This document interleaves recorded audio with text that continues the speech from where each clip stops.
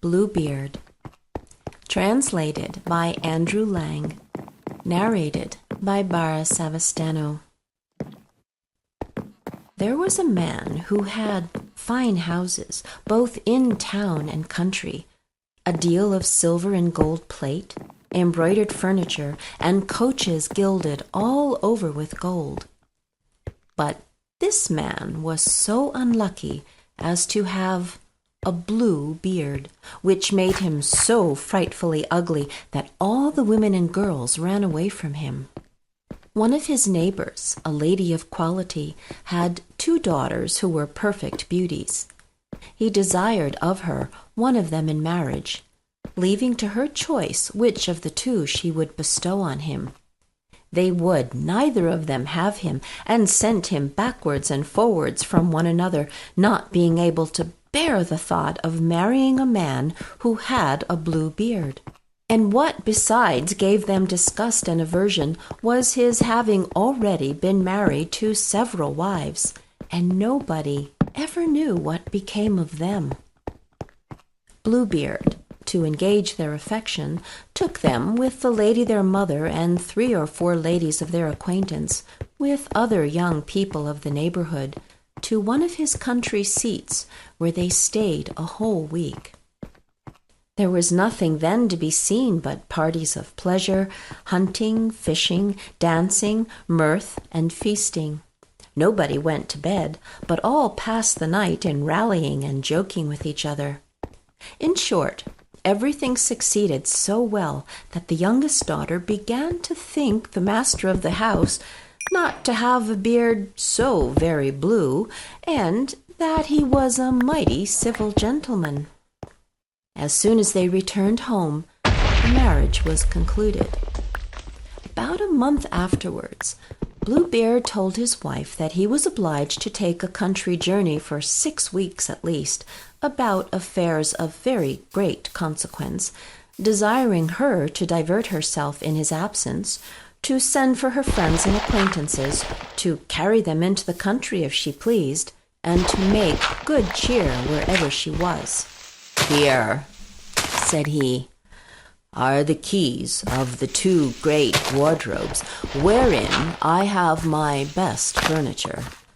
These are of my silver and gold plate, which is not every day in use. These open my strong boxes, which hold my money, both gold and silver.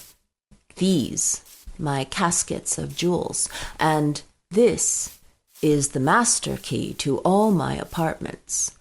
But for this little one here, it is the key of the closet at the end of the great gallery on the ground floor.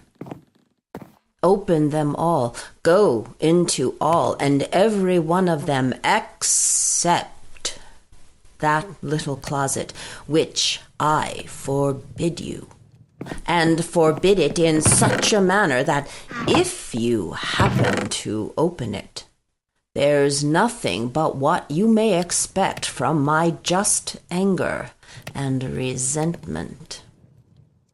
She promised to observe very exactly whatever he had ordered.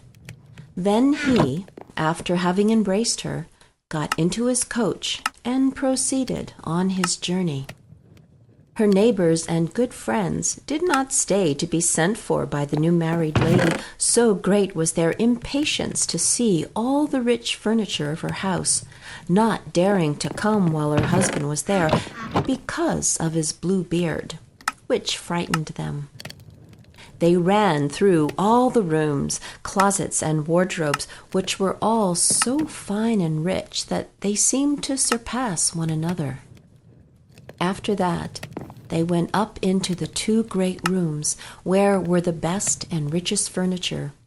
They could not sufficiently admire the number and beauty of the tapestry, the beds, couches, cabinets, stands, tables, and looking-glasses, in which you might see yourself from head to foot.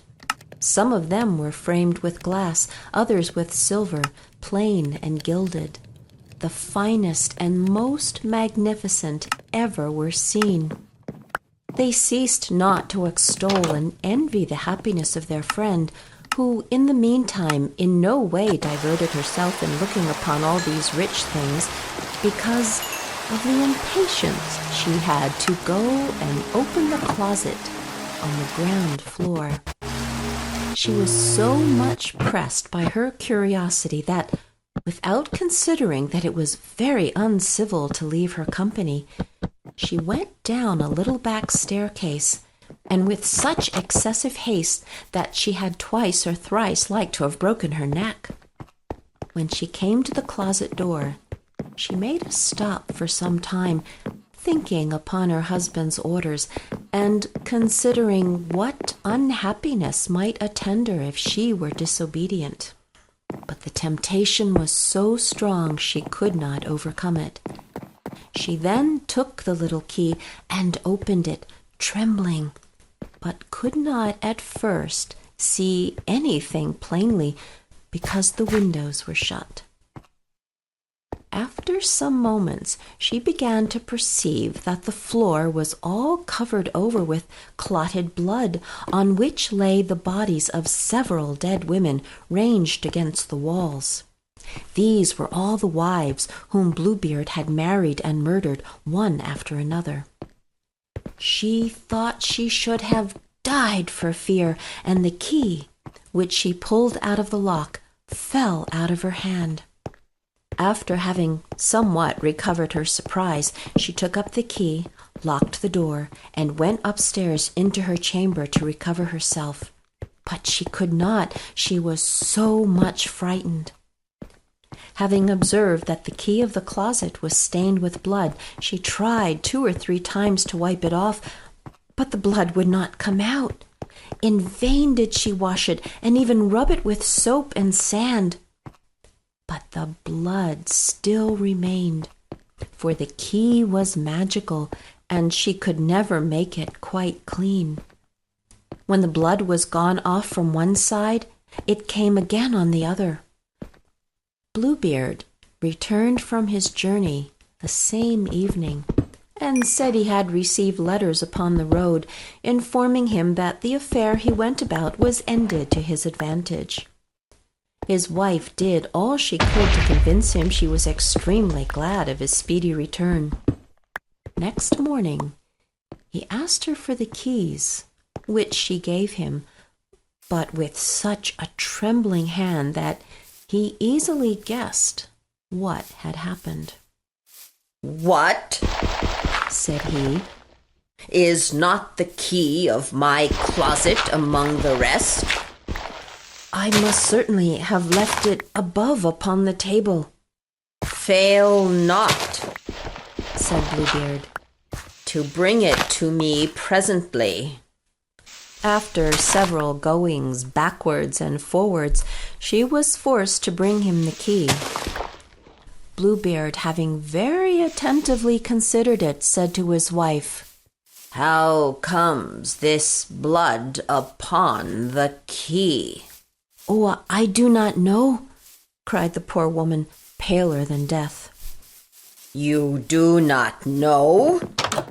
replied Bluebeard. "I very well know. You were resolved to go into the closet, were you not? Mighty well, madam, you shall go in and take your place among the ladies you saw there." Upon this, she threw herself at her husband's feet and begged his pardon with all the signs of true repentance, vowing that she would never more be disobedient. She would have melted a rock, so beautiful and sorrowful was she. But Bluebeard had a heart harder than any rock. "You must die, madam," said he, "and that presently."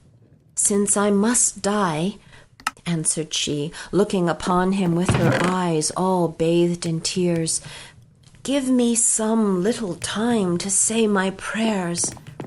"I give you half a quarter of an hour, but not 1 moment more."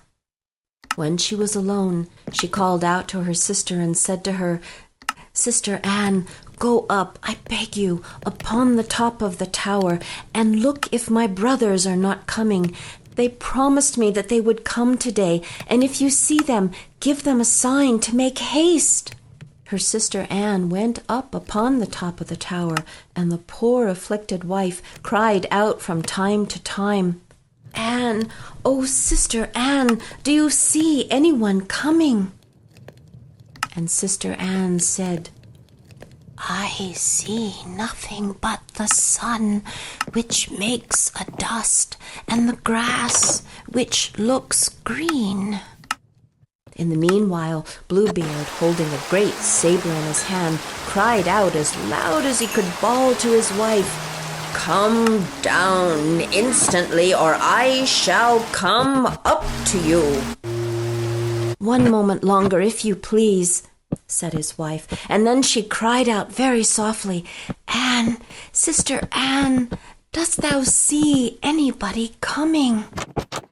And Sister Anne answered, "I see nothing but the sun, which makes a dust, and the grass, which is green."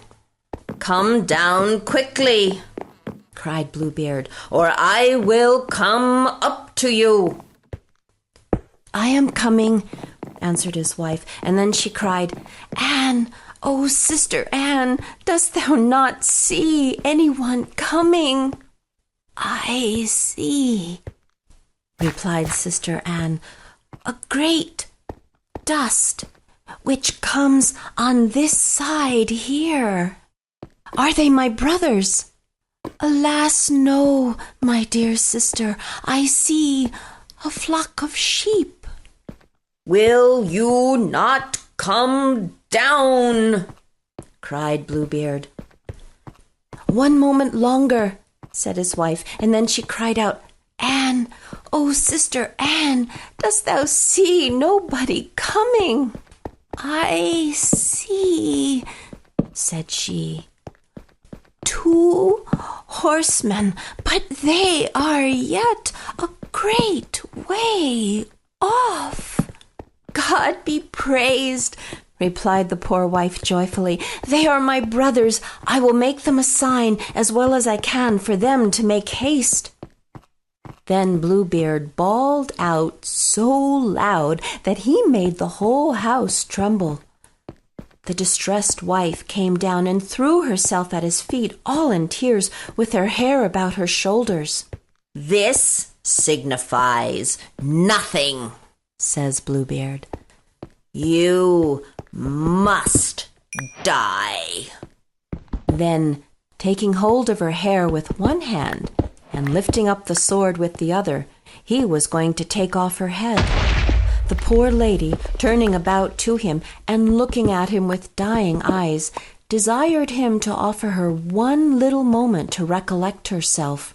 "No," said he, "recommend thyself to God," and was just ready to strike. At this very instant, there was such a loud knocking at the gate that Bluebeard made a sudden stop. The gate was opened, and presently entered 2 horsemen who, drawing their swords, ran directly to Bluebeard. He knew them to be his wife's brothers, one a dragoon, the other a musketeer, so that he ran away immediately to save himself. But the 2 brothers pursued so close that they overtook him before he could get to the steps of the porch, when they ran their swords through his body and left him dead. The poor wife was almost as dead as her husband, and had not strength enough to rise and welcome her brothers. Now Bluebeard had no heirs, and so his wife became mistress of all his estate. She made use of one part of it to marry her sister Anne to a young gentleman who had loved her a long while, another part to buy captain's commissions for her brothers, and the rest to marry herself to a very worthy gentleman who made her forget the ill time she had passed with Bluebeard.